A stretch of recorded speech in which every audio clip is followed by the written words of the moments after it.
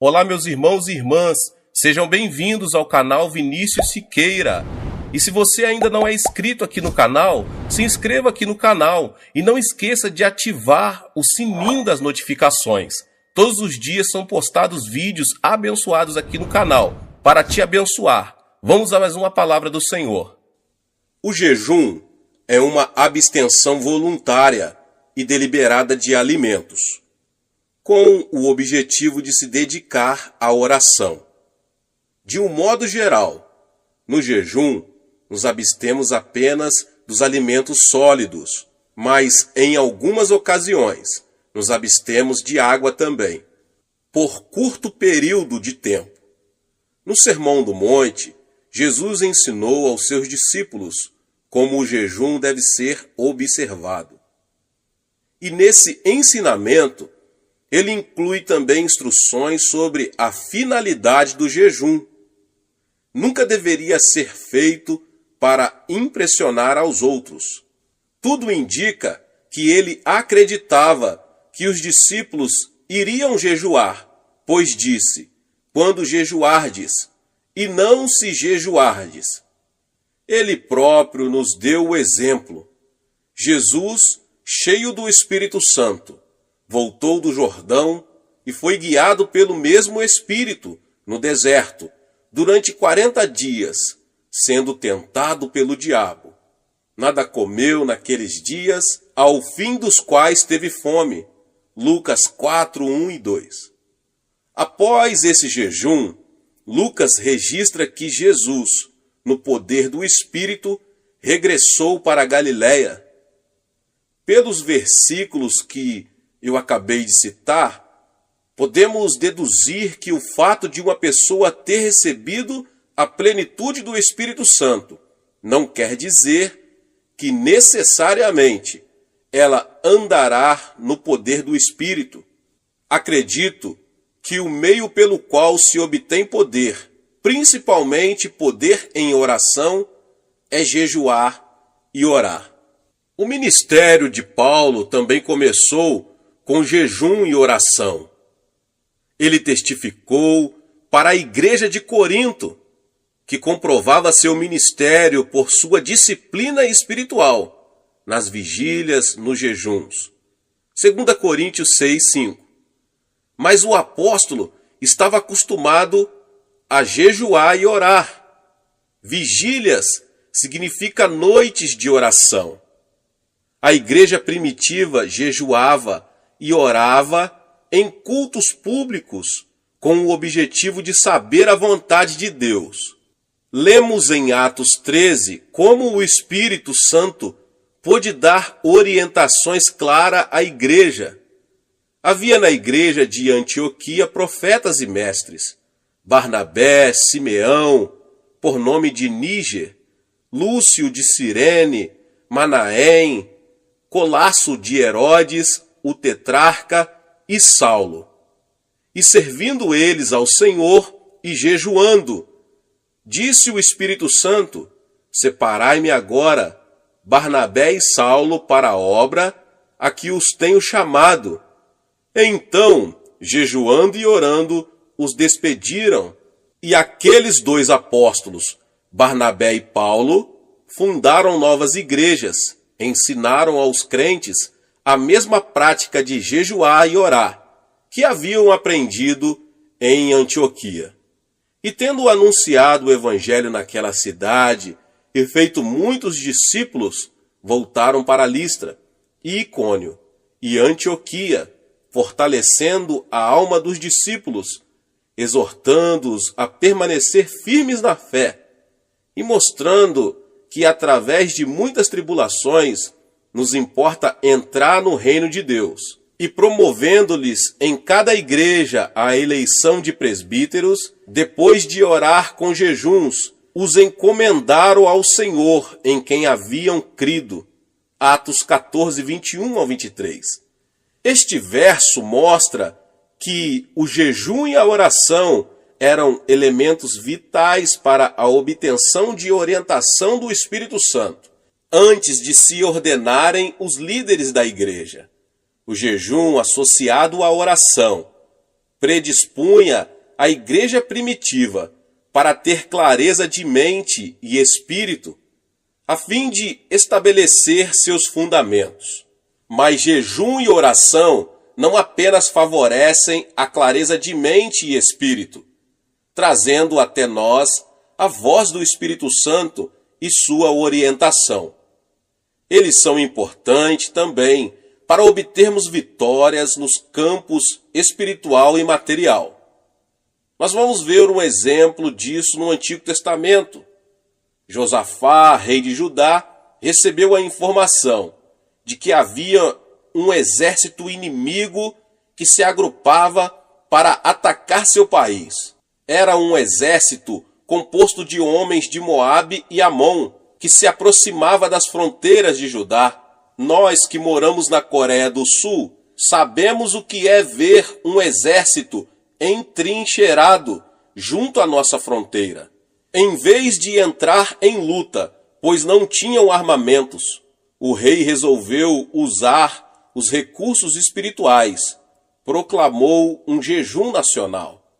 E todo o povo se reuniu, homens e mulheres, meninos e meninas, e jejuaram e buscaram ao Senhor, pedindo sua intervenção.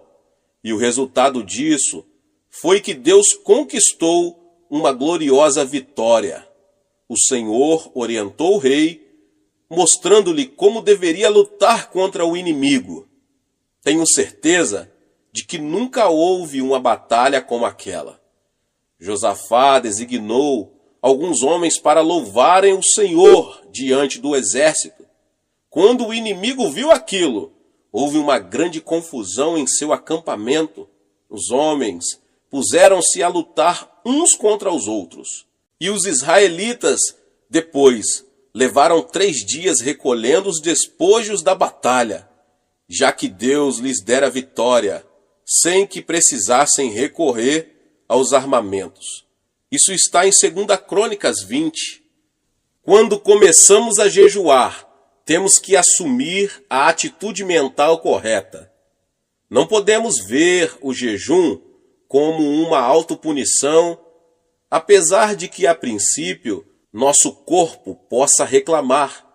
O jejum deve ser encarado como uma maravilhosa oportunidade de nos aproximarmos mais de nosso Senhor e mantermos íntima comunhão com Ele, sem a preocupação de nos alimentarmos. Devemos ver o jejum também como um meio pelo qual nossa oração se torna mais objetiva. Isso fará com que Deus nos ouça e nos abençoe. Quando encaramos o jejum dessa maneira, ele se torna mais fácil. Geralmente, oriento os crentes a começarem com um jejum de 3 dias. Depois que se acostumam a um jejum de 3 dias, eles são capazes de jejuar por um período de 7 dias. Daí, passam para jejuns de 10 dias. Alguns já chegaram a jejuar 40 dias, mas não incentivamos isso com frequência. Através do jejum e oração, o crente se torna mais sensível espiritualmente em relação a Deus e passa a ter mais poder para combater as forças de Satanás. Como é que isso funciona? O desejo pelo alimento é um fator básico em todas as criaturas vivas. É uma das maiores forças motivadoras que atuam em nosso corpo, mesmo antes de nascermos. As criancinhas já nascem com um instinto natural de buscarem o seio materno. Se pudermos associar esse intenso desejo natural a um anseio espiritual de mantermos comunhão com nossa fonte espiritual, o resultado é uma intensidade maior. Esse é o objetivo da oração e jejum. Somando nosso desejo espiritual ao natural, podemos fazer com que a preeminência de nossa oração chegue ao trono de Deus com tanta intensidade que Ele nos ouvirá e atenderá. O anseio espiritual é um fator básico da oração.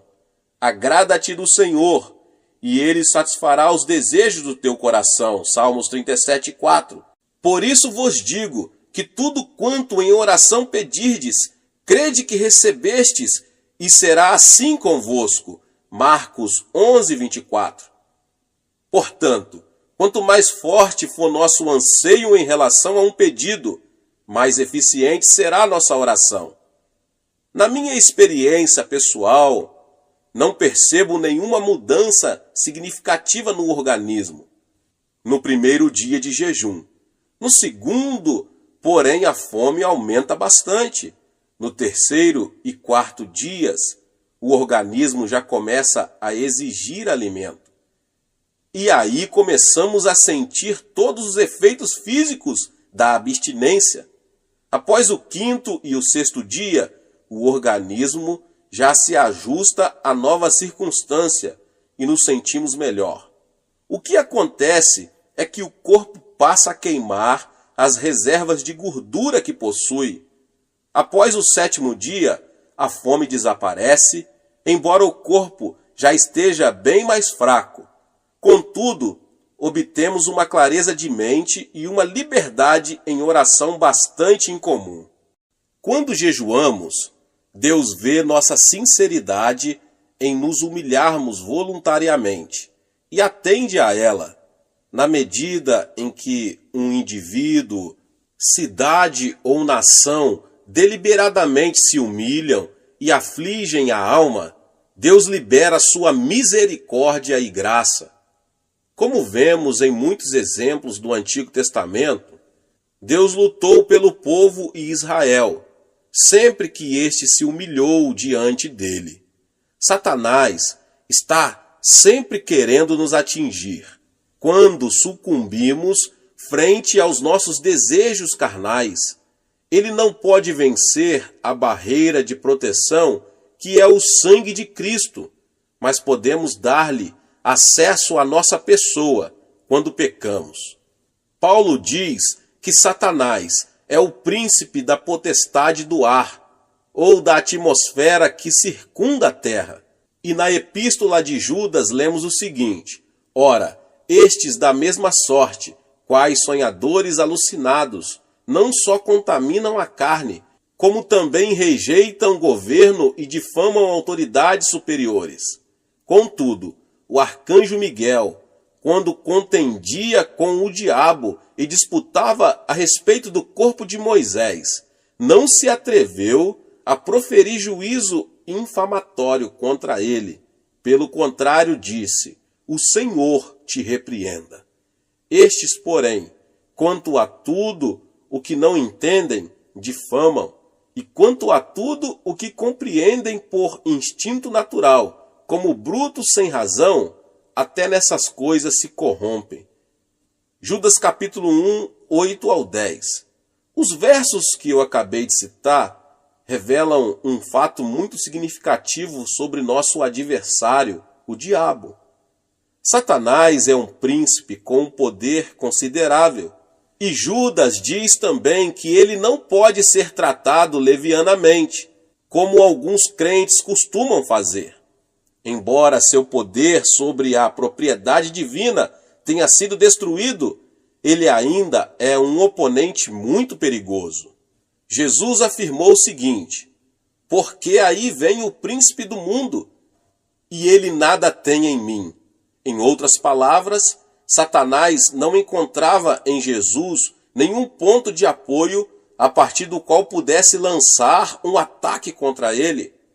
Nós também devemos viver de tal forma que o príncipe deste mundo não ache em nós terreno favorável que acolha seus ataques. Antes da Segunda Grande Guerra, a Alemanha criou uma rede de agentes leais em diversos países. Hitler sabia que precisaria de aliados leais se quisesse obter sucesso no seu projeto de conquistar o mundo. E ele denominou esse grupo de homens e mulheres a Quinta Coluna. Precisamos cuidar para que não haja em nós nenhuma quinta coluna que se alie a Satanás. E como conseguimos isso? Pela oração e jejum.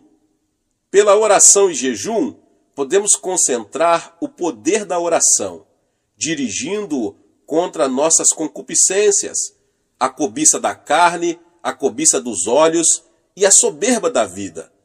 Assim poderemos ter uma vida santa e pura diante de Deus.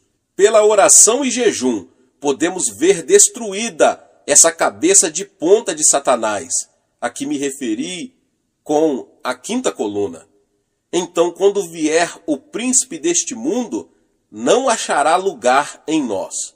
O resultado prático do jejum e oração será a manifestação em nossa vida de uma religião verdadeira e sem mácula. Porventura, não é este o jejum que escolhi? Que soltes as ligaduras da impiedade, desfaça as ataduras da servidão, deixes livres os oprimidos e despedaces todo o jugo? Porventura, não é também que repartas o teu pão com o faminto e recolhas em casa os pobres desabrigados, e se vires o nu, o cubras, e não te escondas do teu semelhante? Isaías 58, 6 e 7. O jejum pode romper as ligaduras da impiedade, libertar os oprimidos e produzir completa e total libertação. Temos aí a ordem de despedaçar todo jugo.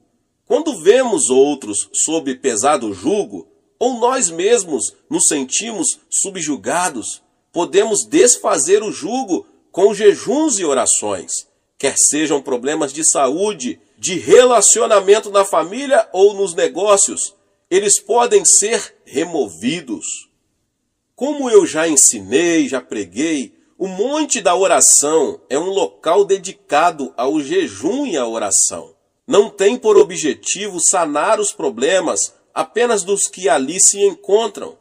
Ali intercedemos também por milhares de pessoas que escrevem para nossos escritórios em Nova York. Depois que os pedidos de oração que nos chegam diariamente saem da minha mesa e são apresentados para oração em nossa igreja, são enviados ao Monte da Oração. Cada intercessor recebe um pedido que a essa altura já foi trazido para o coreano. E essa pessoa ora e jejua até sentir em seu coração o testemunho do Senhor de que ele já ouviu e a resposta já está sendo enviada. Jejuando, nossos intercessores se tornam sensivelmente mais conscientes da importância do pedido. Assim, eles podem visualizar o problema pelo qual oram, bem como a resposta. Recebemos muitos testemunhos a respeito de orações atendidas, e são tantos que eu falaria por muito tempo, por muitas horas, vários e vários testemunhos. O fato é que já aprendemos que Deus atende às petições acompanhadas de jejum. De todas as partes do mundo chegam pessoas para jejuar e orar aqui no Monte da Oração, em busca de um milagre, aqui em minha igreja na Coreia. Alguns anos atrás, veio aqui uma pessoa que sofrera uma paralisia infantil. Ela ouvira falar dos milagres que ali ocorreram e tomou a firme determinação de vir, sem se preocupar com as dificuldades físicas que a viagem traria para ela. Após uma viagem de 5 dias de navio, ela chegou ao porto e ali foi recebida por um dos membros de nossa igreja, que a ajudou a pegar o trem. E essa pessoa, uma jovem de 23 anos, chegou com a esperança de voltar a caminhar. Sob o ponto de vista das circunstâncias naturais, isso era impossível, meus irmãos e irmãs. Ela ficara aleijada aos 3 anos de idade. Mas com Deus, todas as coisas são possíveis, glória a Deus. Assim que chegou, ela começou a edificar sua fé pela leitura da palavra de Deus, procurando ali todas as suas promessas. Como estava com a intenção de ficar aqui 3 meses, separou 2 dias da semana para jejuar. Durante o tempo que passou aqui, ficou muito impressionada com os testemunhos e cada vez que ouvia alguém dando testemunhos do poder miraculoso de Deus, sua fé aumentava. Passou-se um mês e não havia o menor sinal de cura. Suas pernas ainda estavam deformadas pela paralisia, com que já estava tão acostumada a conviver. No segundo mês, ela se sentiu renovada no espírito e na alma, mas o corpo ainda não havia sofrido nenhuma transformação. Mas durante o terceiro mês, começou a ocorrer um fato estranho. Ela começou, depois de muitos anos sem nenhuma sensação, a tê-la nas pernas. Na esperança de ver ali o milagre, ela gritou: "Ajudem-me a levantar-me! Por favor, alguém me ajude a me pôr de pé. Sinto que já estou curada." Vendo suas lágrimas e percebendo como estava emocionada, alguns membros de nossa igreja alegremente vieram segurá-la pelos braços e a colocaram de pé. Contudo, ela ainda estava sem força nas pernas para firmar, embora já tivesse o sangue circulando por suas artérias e veias. Sem revelar o menor sinal de desapontamento, ela se sentou novamente e continuou a orar. Sabia que seria necessário um milagre de criação para que suas pernas atrofiadas pudessem voltar a funcionar. Então, pacientemente, ela se pôs a esperar e continuou a jejuar e a orar. Encerraram-se os 3 meses e ela foi embora ainda numa cadeira de rodas. Mas algo acontecera em seu coração. Ela sabia que estava curada. Passaram vários meses e um dia recebi uma belíssima carta dela. Dr. Cho, escreveu ela, agora já posso caminhar. Ainda estou mancando um pouquinho, mas consigo andar. Acredito que até isso irá desaparecer em breve, afirmava ela com uma fé firme. Esse é apenas um dos muitos milagres que aconteceram no Monte da Oração. Mas isso quer dizer que todas as pessoas que orarem e jejuarem no Monte da Oração ficarão curadas? Evidentemente, a cura não é tão simples assim. Algumas pessoas são curadas imediatamente, enquanto outras levam algum tempo para isso. Mas já descobri que quando uma pessoa tem grande dificuldade para ser curada, muitas vezes está abrigando rancor no coração. Porque se perdoardes aos homens as suas ofensas, também vosso Pai Celeste vos perdoará. Se, porém, não perdoardes aos homens as suas ofensas, tampouco vosso Pai vos perdoará as vossas ofensas. Mateus 6, 14 e 15. Muitas pessoas têm sido prejudicadas por familiares, sócios ou amigos e buscam justiça, como acreditam que a justiça deve ser buscada. E se não for feita justiça dentro dessas circunstâncias, elas se tornam amarguradas e cheias de ódio. Muitos desses indivíduos podem ter sintomas físicos que podem ser diretamente relacionados com essa atitude de rancor. Eles criam uma raiz de amargura que produz toxinas que passam ao seu organismo e assim começam a sofrer distúrbios mentais e físicos. Disse-me certa vez uma senhora a quem mencionei o que acabo de explicar. Meu marido é o culpado. Eu o detesto. Está bem, irmã, repliquei, mas é a senhora quem está sofrendo e ficando aleijada com essa artrite. Quando somos prejudicados de uma forma ou de outra, temos que perdoar. Mesmo que nosso ofensor não nos peça perdão, precisamos perdoar-lhe. Jesus é o exemplo perfeito desse fato. Quando ele estava pregado na cruz, ninguém lhe pediu perdão. Pelo contrário, eles estavam zombando dele e o atormentando, mas ele disse: Pai, perdoa-lhes. Portanto, o perdão não é um ato opcional, é um mandamento. Não é uma ação que praticamos ocasionalmente, é a maneira como vivemos diariamente. Quando perdoamos a uma pessoa que nos causou algum mal, estamos permitindo que o Espírito Santo coloque convicção de erro naquele que nos prejudicou. Nada escapa aos olhos de nosso Pai Celeste. Ele conhece todas as intenções, as motivações do coração. O Espírito Santo pode convencer de pecado, da justiça e do juízo. Bem, voltamos à história que eu acabei de dizer sobre a senhora. Aquela senhora que estava em meu gabinete era casada havia vários anos. O marido a abandonara e vivia com outra mulher. E essa irmã estava passando por sérias dificuldades, pois tivera que assumir o sustento dos filhos. Agora estava ali querendo cura para a sua paralisia. O Espírito Santo orientou-me para que lhe perguntasse: a senhora já perdoou seu marido? Não, não posso. Eu o detesto, respondeu chorando, sem conseguir controlar as lágrimas. Mas a senhora tem de perdoar-lhe, continuei. Assim seu coração ficará livre dessa amargura que está impedindo que seja curada, e liberará o Espírito Santo para que opere na vida dele. Instantes depois, ela resolveu perdoar-lhe e voltar ao monte da oração para jejuar e orar.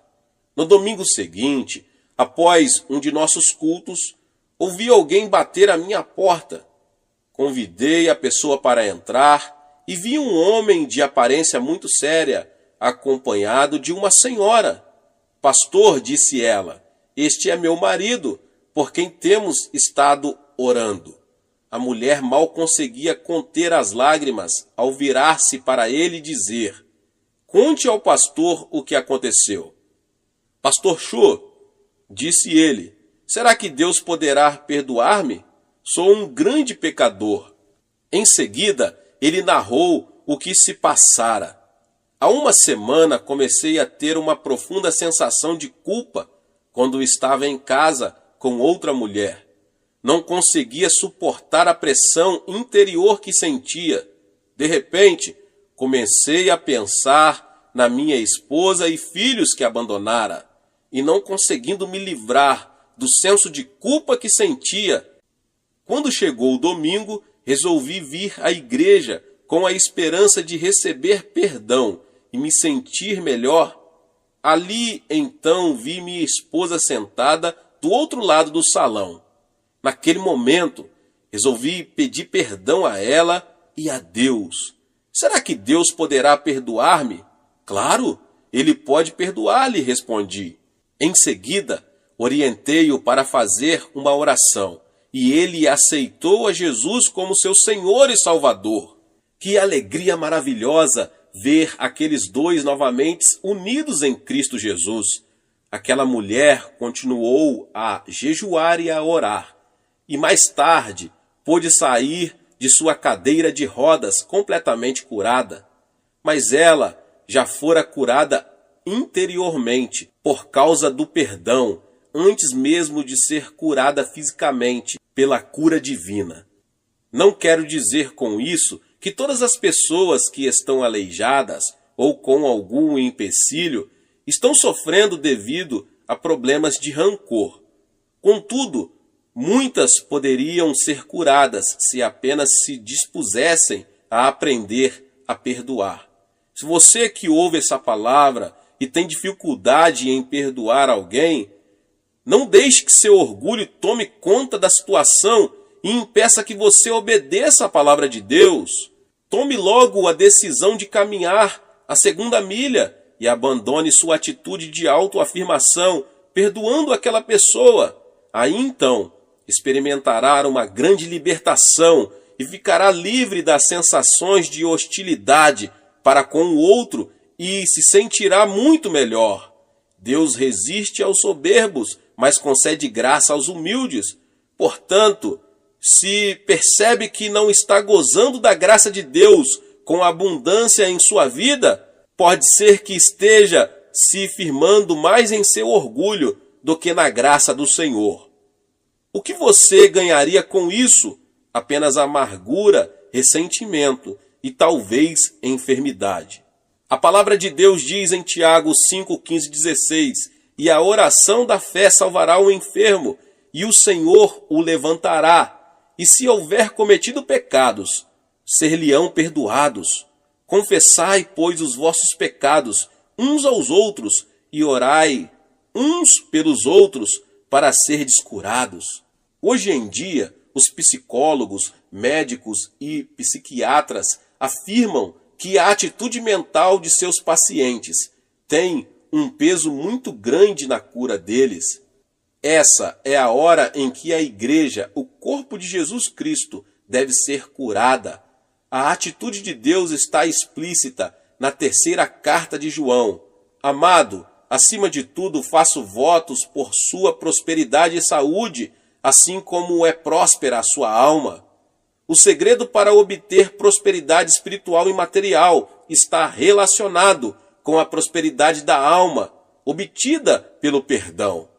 Assim vemos que o jejum e a oração, somados a um espírito de perdão, resultarão em melhores condições de saúde para a igreja. Desse modo, esse veículo que Deus escolheu para trazer o avivamento ao mundo se tornará um instrumento útil e saudável nas mãos do Espírito Santo. Neste final do século XX, nós nos encontramos diante de um grande desafio e também de uma grande oportunidade. O de que precisamos é pessoas mais consagradas, mais dispostas a perdoar, sacrificar-se, a obedecer a Deus e a comprometer-se profundamente com Deus. Já me coloquei à disposição do Espírito Santo para fazer o que estiver ao meu alcance, no sentido de ser um instrumento para vermos um avivamento e o crescimento da igreja na terra.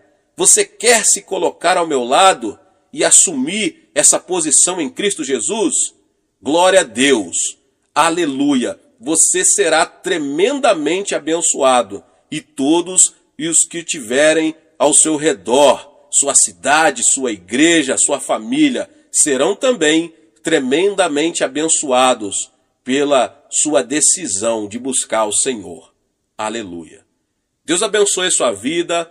Glória a Deus. Se você chegou aqui pela primeira vez e ainda não é inscrito no canal, se inscreva no canal, ative o sininho das notificações para você não perder todos os vídeos que são postados aqui no canal. Deixe também o seu like e não esqueça de compartilhar com mais pessoas esta palavra. Nos vemos nos próximos vídeos. Amém!